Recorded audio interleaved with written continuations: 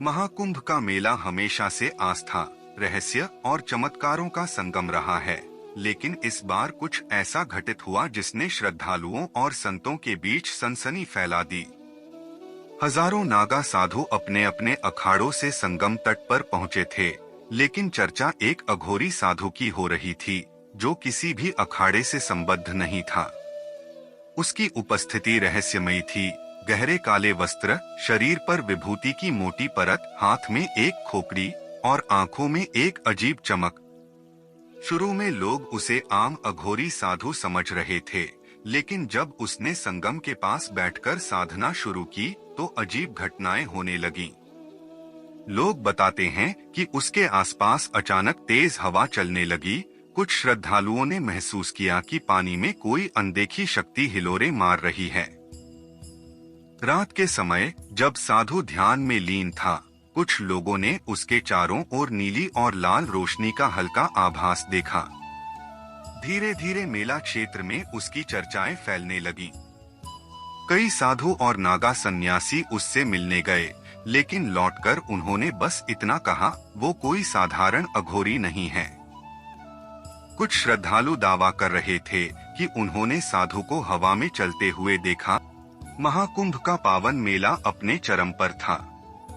गंगा के तट पर करोड़ों श्रद्धालु पुण्य की आस में डुबकी लगा रहे थे, लेकिन इस बार महाकुंभ में कुछ अलग था। एक अजीब सी बेचैनी, एक अनजाना डर हवा में घुला हुआ था। रात के समय घाटों पर अजीब घटनाएं घटने लगी थीं। कुछ लोगों ने दावा किया कि उन्होंने एक काले वस्त्रों में लिपटे साधु को देखा, जिसकी आंखें अंगारे जैसी जल रही थीं। कुछ ने सुना कि श्मशान घाट से किसी स्त्री के भयावह अट्टहास की आवाज आई थी। पुलिस इंस्पेक्टर रविश कुमार इस बार महाकुंभ की सुरक्षा व्यवस्था में तैनात था, लेकिन उसके लिए यह ड्यूटी सिर्फ एक जिम्मेदारी नहीं, बल्कि एक व्यक्तिगत मिशन थी। 12 साल पहले इसी महाकुंभ में उसका भाई रहस्यमय तरीके से गायब हो गया था, और अब कुछ गवाहों ने बताया कि इस बार भी कुछ बच्चे लापता हो रहे थे। रात के तीसरे पहर रविश ने घाटों पर गश्त लगाते हुए एक बूढ़े साधु को देखा, जो मंद स्वर में कुछ बड़बड़ा रहा था। उसके पास जाकर उसने पूछा, बाबा, यहाँ कुछ अजीब हो रहा है, आप कुछ जानते हैं?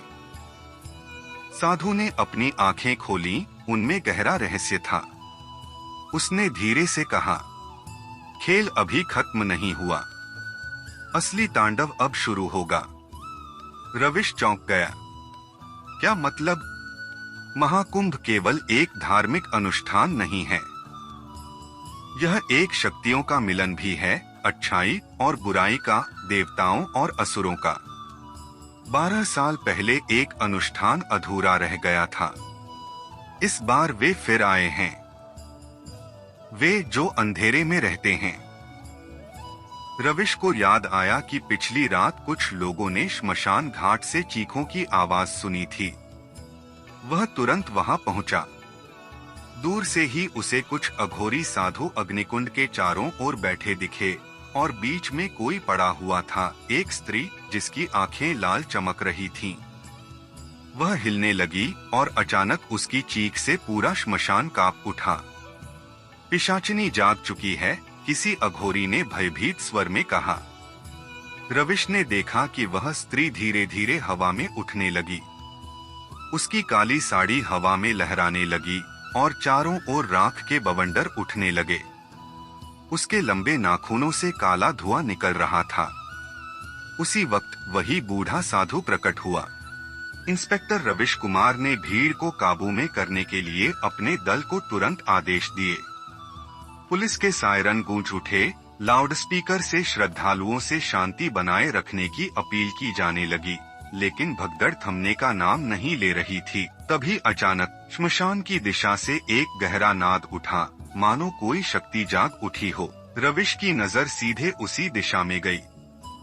उसे याद आया, 12 साल पहले इसी महाकुंभ में उसके भाई की बलि दी गई थी।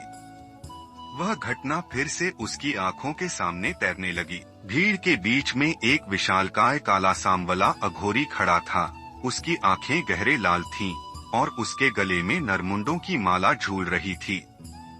उसके चारों ओर कुछ नागा साधु मंत्र बुदबुदा रहे थे। अचानक अघोरी ने अपनी काली जटाओं को झटका और आकाश की ओर देखकर गर्जा, काल चक्र फिर घूम चुका है। जिन्होंने अधूरी साधना रोकी थी वे अब इसका परिणाम भुगतेंगे। रविश को महसूस हुआ कि इस अघोरी का उसकी जिंदगी से कोई गहरा नाता है। कौन हो तुम?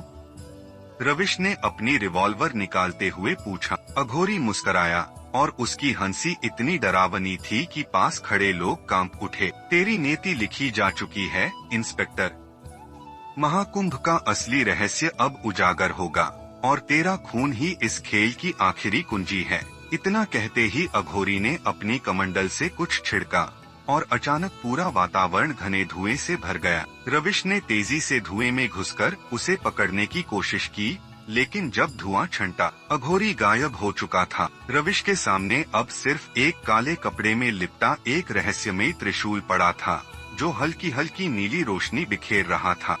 रविश धीरे धीरे त्रिशूल के पास पहुंचा। उसकी आंखों में अजीब सी चमक थी, जैसे कोई भूली बिसरी यादें उसके ज़हन में दस्तक दे रही हों। जैसे ही उसने त्रिशूल को छूने के लिए हाथ बढ़ाया, अचानक मत छूना इंस्पेक्टर, एक करारी आवाज ने उसे रोक दिया।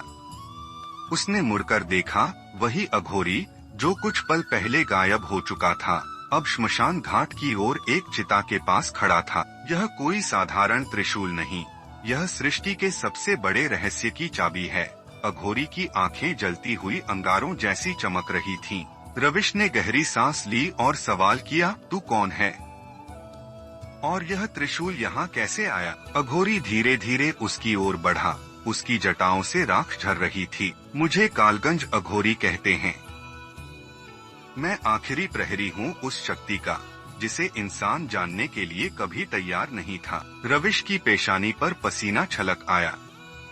उसे महसूस हुआ कि त्रिशूल के पास खड़ा होना ही उसकी धड़कनों को तेज कर रहा है। इसका मुझसे क्या लेना देना? उसने गुस्से में कहा। अघोरी मुस्कराया, तेरा ही तो लेना देना है रविश। तेरा खून ही इस त्रिशूल को जगा सकता है और यही महाकुंभ का सबसे बड़ा रहस्य है। रविश चौंक गया। उसे याद आया कि महाकुंभ में ही 12 साल पहले उसके भाई की बलि दी गई थी और अब यह अघोरी कह रहा था कि उसका खून किसी शक्ति को जागृत कर सकता है। तभी अचानक त्रिशूल पर नीली रोशनी भड़क उठी और पूरा श्मशान घाट हिल गया। दूर कहीं नगाड़ों की गूंज सुनाई दी और महाकुंभ में उपस्थित साधु संतों ने मंत्रोच्चारण तेज कर दिया।